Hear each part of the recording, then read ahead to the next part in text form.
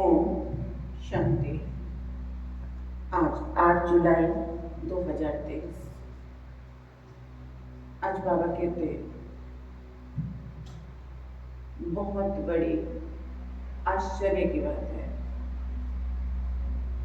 वो आश्चर्य क्या है? संगम युग पर बच्चे भगवान को पहचान करके विजय माला में आते हैं, लेकिन बीच बीच में कभी कभी कोई कोई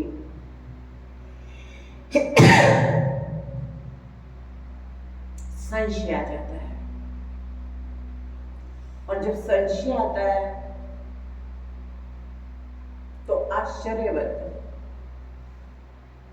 बाप का हाथ छोड़ करके इस ब्राह्मण संसार से मर करके वापस पुरानी दुनिया में चले जाते हैं। बाबा कहते हैं ये है संगम युग की मौत। शरीर से भले जिंदा है, लेकिन ईश्वरीय परिवार से, ईश्वरीय घर से, ईश्वरीय बाप से अलग होकर के रावण की दुनिया में लौट जाने को बाबा कहते हैं संगम युग की मौत। तो बाबा कहते हैं ये भी ड्रामा में मूल है, क्योंकि सब तो बच्चे राजा बन नहीं सकते। इसलिए बाबा कहते हैं तुमको तो प्रतिज्ञा करनी चाहिए कि जब तक हम अपना स्वराज्य नहीं लेंगे, स्वराज्य इन जब तक आत्मा सुख, शांति, आनंद, प्रेम, पवित्रता इनको धारण नहीं करेगी, तब तक हम पवित्र बन करके ही रहेंगे। हम इस पवित्रता का पालन करेंगे। और भी बहुत सारी शिक्षाएं हैं, क्योंकि बाप जब मिलता है बच्चों से तो ढेर सारा खजाना लेके आता है। तो सुनेंगे, देखेंगे आज का खजाना। बाबा कहते मीठे बच्चे प्रतिज्ञा करो, जब तक सत्युगी स्वराज्य स्थापन नहीं हुआ है तब तक हम सुख की नींद नहीं सोएंगे। पवित्र बनकर सबको पवित्र बनाएंगे। प्रश्न है, ड्रामा में कौन सी मौत होना भी जैसे संगम युग की रस्म है। विजय माला में आने का पुरुषार्थ करने वाले अच्छे अच्छे बच्चे भी आश्चर्यवत सुनती, कथनती और फिर भागंती हो जाते हैं, अर्थात मर जाते हैं। ऐसी मौत भी संगम युग की जैसे रस्म बन जाती है। श्रीमत पर ना चलने से माया हरा देती है। बाप का बनकर हाथ छोड़ा तो गोया मर गया। तकदीर पर लकीर लग जाती है। गीत है, दर पे आए हैं कसम लेके। ओम शांति। मीठे मीठे जीते जी मरने वाले बच्चों ने गीत सुना। जो जीते जी कुर्बान गए हैं, सब तो कुर्बान नहीं गए हैं। नंबरवार पुरुषार्थ अनुसार जीते जी मरते हैं। जब कोई गोद में लेते हैं या एडॉप्ट करते हैं तो एक परिवार का छोड़ दूसरे परिवार का बन जाते हैं। बच्चे जानते हैं हम भी आसुरी परिवार से मरकर अभी ईश्वरीय परिवार के बने हैं। ईश्वर ने आकर गोद लिया है। अज्ञान काल में कोई ईश्वर की गोद नहीं लेते हैं, धर्म के गुरु की गोद लेते हैं। जैसे वल्लभाचारी श्री कृष्ण के मंदिर में बच्चे को श्री कृष्ण की गोद में देते हैं, परंतु वो तो जड़ चित्र है, इसलिए फिर ब्राह्मण पुजारी गोद लेते हैं वैष्णव बनाने के लिए। ऐसे गोद में बहुत जाते हैं। बच्चे जानते हैं बरोबर उनकी गोद लेते हैं जो होकर गए हैं। कोई क्राइस्ट की गोद लेते, कोई इब्राहिम की गोद लेते। कब होकर गए हैं, फिर कब आएंगे, ये सिर्फ तुम बच्चे जानते हो। अब भी तुम जीते जी मरे हो, तुमको एक बाप की याद में रहना है। लौकिक बाप के बच्चे गोद में आते हैं, बाप मर जाता है, बाकी बच्चे रह जाते हैं। यहाँ तुम ऐसे बाप की गोद में आए हो जो बाप तुमको इस मृत्यु लोक से अमर लोक अथवा दुर्गति से सदगति में ले जाने वाला है। मनुष्य मात्र का सदगति दाता एक है। ऐसे नहीं कि सदगति सिर्फ तुमको मिलती है, सदगति तो सबको मिलती है, परंतु ड्रामानुसार किसी को सतो प्रधान, किसी को सतो, किसी को रजो, किसी को तमो सदगति मिलती है। भले तमो में आते हैं तो भी पहले पहले दुख में नहीं आते हैं, पहले सुख भोगना है, अंत में सब दुख भोगते हैं। बाप कहते सदगति दाता पतित पावन मैं एक हूं। पहले पहले जो आत्माएं आती हैं वो सुख भोगती है, फिर दुख में आती है। तुम भी नंबरवार पुरुषार्थ अनुसार पहले सतो प्रधान, फिर सतो, रजो, तमो में आते हो। तुम भी नंबरवार सदगति को पाते हो। मुख्य 8 दाने गिने जाते हैं। अब तुम सब द्रौपदियां हो, बाप के बने हो, तो बाप को कभी छोड़ना नहीं है, परंतु श्रीमत पर याद नहीं करते हैं तो फिर माया हाथ छुड़ा लेती है। गोद तो ली, शुरू में चलते आए, अच्छे अच्छे बड़े मीठे मीठे बच्चे जिनको विजयमाला में 3-4 नंबर पर रखते थे, वो भी आश्चर्यवत भागंती हो गए। ये भी इस संगम युग की रस्म रिवाज है। आश्चर्यवत सुनंती, कथंती, मरंती, ये होता रहेगा। कहेंगे ड्रामा में इनका यही मौत था। बाप का बनकर फिर हाथ छोड़ा, बाप का बनकर फिर हाथ छोड़ा, गोया मर गया है। तो भल इस दुनिया में, शरीर से तो इसी दुनिया में है, तो भल इस दुनिया में, परंतु जीते जी यहाँ से निकल के आसुरी दुनिया में चला गया। कोई कारण तो बनता है ना। अब वो बच्चे क्या कहते हैं, हमने थोड़ी छोड़ा, मजबूरी थी, ये कारण था। लेकिन बाबा कहते हैं कारण का निवारण करना ही तुमको नहीं आया क्या? समस्या का समाधान करना नहीं आता? कारण तो बनता है, लेकिन उस कारण पे तो जीत पानी है। तो इसलिए बाबा कहते हैं कि इस दुनिया में जीते जी यहाँ से निकलकर आसुरी दुनिया में चला गया। कोई कारण तो बनता है ना। भल कहेंगे ड्रामा, बाबा कहते भल कहेंगे ड्रामा, परंतु श्रीमत पर ना चलने से माया से हार खाते हैं। माया कब अटैक करती है? जब श्रीमत पर नहीं चलते, तकदीर पर लकीर लग जाती है। ईश्वर का बनने से फिर होती है माया से लड़ाई। बाकी देवताओं और असुरों की लड़ाई नहीं होती है। माया असुर है जो जीत पा लेती है। अच्छा, अब बच्चे लिखते हैं, बच्चे लिखते हैं राखी बंधन के त्योहार पर क्या करेंगे? हर त्योहार पर तैयारियां तो करते हैं। रक्षा बंधन पर्व के उपलक्ष्य में इन एडवांस जाकर राखी बांधते हैं। इसका पूरा रहस्य भी बुद्धि में होना चाहिए। आगे तो ब्राह्मण ब्राह्मणियां राखी बांधते थे, अब ये रिवाज निकला है कि बहन भाई को राखी बांधती है।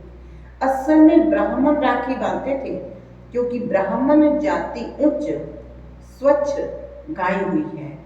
ब्राह्मण असल में सन्यासियों से भी ऊंचे हैं, परंतु ड्रामानुसार इस समय सन्यासी ऊंचे बन गए हैं। आगे ब्राह्मण राखी बांधते थे, फिर जन्माष्टमी पर राखी खोलते थे। जैसे द्रौपदी के लिए कहते हैं जटाएं खोल दी। ऋषि लोगों की जटाएं हमेशा खुली रहती हैं। पतिव्रता स्त्री जो होती है वो चोटी बांधती है। द्रौपदी ने खोल दिया, जब तक हम अपना राज्य नहीं लेंगे तब तक हम चोटी नहीं करेंगे। अब तुम बच्चों को ये अर्थ समझाया है, जब तक हम स्वराज्य नहीं लेंगे तब तक हम सुख की नींद नहीं सोएंगे। गाते हैं आराम हराम है। अंदर में जोश रहता है जब तक स्वराज्य नहीं लिया है, यानी आत्मा भी किसके अधीन है? बुराइयों के। तो जब बुराइयों से मुक्त हो जाएगी ना, उसको कहते हैं स्वराज्य। जब तक स्वराज्य नहीं लिया है तब तक सुख कहाँ? सुख तो भविष्य में पाना है, इसके लिए पुरुषार्थ करना है। अब तुम जानते हो रक्षा बंधन अर्थात पवित्र रहने के लिए हम प्रतिज्ञा करते हैं। राखी अर्थात प्रतिज्ञा की बात है। अब ये त्योहार कब से शुरू हुए, क्यों शुरू हुए, कौन निकला जिसे राखी बंधन की राय निकाली? कोई एक राय निकालते हैं तो फिर उसका नाम बाला हो जाता है। तो ये है पवित्रता की निशानी। राखी को क्या नाम दिया बाबा ने? पवित्रता की निशानी। बहन हुई कुमारी, कुमारियां बांधती हैं। तुम गृहस्थियों को जाकर बांधते हो, कुमार तो है ही कुमार। बहन भाई को बांधती है, कुमार हो चाहे शादी किया हुआ। शादी किया हुआ फिर पवित्र रहे, ये बड़ा मुश्किल है। भगवान कहते हैं इस अंतिम जन्म पवित्र बनो, तो भी बनते नहीं है। तो बहन द्वारा कुमार भाई को राखी बांधनी चाहिए। प्रतिज्ञा करो हम कभी विष नहीं पिएंगे। जो है विकारी वो कभी विकार को छोड़ते नहीं है, भगवान का फरमान भी नहीं मानते हैं। तो ये कुमार कुमारियों की रस्म चली आती है। अब तुम समझते हो ये त्योहार संगम युग का है। सत्युग में तो सब पवित्र हैं, वहां राखी बांधने की दरकार नहीं है। ऐसे नहीं कि सत्युग से लेकर रिवाज चला आया है। उत्सव बहुत करके संगम युग के हैं। लक्ष्मी नारायण का उत्सव भी अभी मनाते हैं, परंतु उसका महत्व नहीं है। श्री कृष्ण जयंती मनाते हैं, परंतु पहले श्री कृष्ण को ऐसा किसने बनाया ये तो बताओ। विचारों को मालूम ही नहीं है, ये भी क्लियर करके लिखना है। उत्सव सब है इस समय के, सत्युग में ऐसी बातें होती नहीं है। ये तो द्वापर में कुछ समय के बाद फिर शुरू होते हैं। दीपमाला का उत्सव सत्युग में नहीं मनाया जाता जैसे यहाँ मनाते हैं। यहाँ मनाने का अर्थ दूसरा है। उत्सव का महत्व कब का है ये भी समझने की बात है। बच्चों को समझाया जाता है ये उत्सव सब इस समय के हैं, क्योंकि शिव जयंती होती है। शिव जयंती के बाद फिर होती है राखी। अभी देखो मास भी कौन सा चल रहा है? सावन का। तो सावन के महीने में क्या आएगी? शिव जयंती। उसके बाद फिर क्या होगी? राखी। पवित्र बनने की प्रतिज्ञा करते हैं। ये अंतिम जन्म हम पवित्र बनेंगे। भारत को अथवा विश्व को पवित्र बनाने के लिए तुम बच्चों के लिए इस रक्षा बंधन का बड़ा महत्व है। प्रतिज्ञा की जाती है हम कभी पतित नहीं बनेंगे। अब तुम पावन बनते हो तो सिर्फ तुम पावन कुमारियों को हक है राखी बांधने का। भाइयों को सदैव पवित्र रहने के लिए राखी बांधनी है और इन गृहस्थियों से प्रतिज्ञा करानी है पवित्र रहने की। कहते हैं पतित पावन आओ। तो जो गायन है वो ही प्रतिज्ञा कराते हैं पतित से पावन बनो। बाप आकर प्रतिज्ञा कराते हैं। शिव जयंती के बाद है रक्षाबंधन। होली भी ज्ञान की है। धुरिया और होली दोनों इस समय के हैं। होली अर्थात पवित्र बनो, धुरिया माना ज्ञान धारण करो। एक होली बनाते हैं और दूसरा धुलंडी। तो इसलिए बाबा कहते हैं होली माना पवित्र बनो और धुरिया माना धुलंडी माना ज्ञान धारण करो। वो फिर पत्थर, ठिक्कर, गोबर आदि बनाकर क्या क्या करते हैं। तो पतित पावन बाप आकर बच्चों को समझाते हैं। जो जीते जी मरते हैं, जीते जी मरते हैं भगवान के बनते हैं, उनमें भी कोई मातेले और कोई सोतेले होते हैं। मातेले का हिसाब किताब जरूर बाप के पास होगा। बाप जरूर बच्चे की सब कारोबार मिल्कियत जानते होंगे। मातेले वो जिनका बाप से पूरा लव रहता है। मातेले भी नंबरवार होते हैं, सोतेले भी नंबरवार हैं। कोई कपूत और कोई सपूत होते हैं। शिव जयंती भी संगम युग पर होती है। संगम को भी टाइम देना चाहिए, जैसे लीप मास कहते हैं। फिर लीप सेंचुरी 100 वर्ष की, ये बहुत ऊंची है लीप की सदी। बाबा कहते हैं लीप का महीना भी होता है, लीप का वर्ष भी होता है, और बाबा कहते हैं ये है लीप की सदी। फिर बाबा कहते हैं 21वीं सदी कहते हैं ना, इनमें भी ये सदी जिसमें बाप आते हैं, इसको संगम सेंचुरी कहेंगे। उथल पुथल होने में टाइम लगता है। दीपमाला यहाँ की है, तुम बच्चे जानते हो। शिव जयंती के बाद है फिर पवित्रता की बात। शुरू से लेकर पवित्रता पर झगड़ा चलता आया है। पवित्रता के साथ ज्ञान और योग की होली धुरिया साथ साथ है। बाप की याद अच्छी रीति रहनी चाहिए। ज्ञान का धुरिया चलता रहता है। ज्ञान बरसात तुम पर होती रहेगी और पवित्रता पर भी झगड़ा चलता है। सब कहते हैं ये कौन आया जो कहता है घर गृहस्थ में रहते पवित्र रहकर दिखाओ। अब बाबा कहते ये भी कमाल है, भगवान आकर पढ़ाता है और लोगों को दिखता नहीं है। तो फिर सब कहते हैं ये कौन आया जो कहता है घर गृहस्थ में रहते पवित्र रहकर दिखाओ। सन्यासी तो खुद घर बार छोड़ जाते हैं। गोपी चंद राजा की कहानी भी है। उसने तो पूरे राज्य भाग्य को ठोकर मार दी गोपी चंद ने। तो किसके लिए? भगवान के लिए। राज्य छोड़ा, परिवार छोड़ा। हाँ, तो बाबा कहते हैं सुख के लिए, अतीन्द्रिय सुख के लिए। तो बाबा कहते गोपी चंद राजा की भी कहानी है। उनसे पूछा तुमने राज्य भाग्य क्यों छोड़ा? तो बोला प्रभु मिलन के लिए छोड़ा। इस पर गीत भी अच्छे अच्छे गाते हैं। यहाँ तो ग्रस्त व्यवहार में रहकर पवित्र रहना है। पवित्रता पर सारी खिटपिट होती है। बाबा क्या कहते हैं, किस पर खिटपिट होती है? पवित्रता पर। अब रक्षा बंधन है पवित्र बनने बनाने का यादगार पर। यहाँ देखो छोटे छोटे बच्चों को भी साक्षात्कार होते हैं। अब छोटे बच्चे ने क्या भक्ति की, बाबा ने झट सबको साक्षात्कार करा दिया। तो समझते थे जादू है। इसको कहा जाता है शिव बाबा के चरित्र। बैठे बैठे गुम हो जाते थे, ये भी ड्रामा कहेंगे। एक दो को देखा और ध्यान में चले गए। ये सब चरित्र परम पिता परमात्मा के हैं, श्री कृष्ण के नहीं। श्री कृष्ण का नाम ले सारी बदनामी की है। भागवत में क्या क्या लिख दिया है।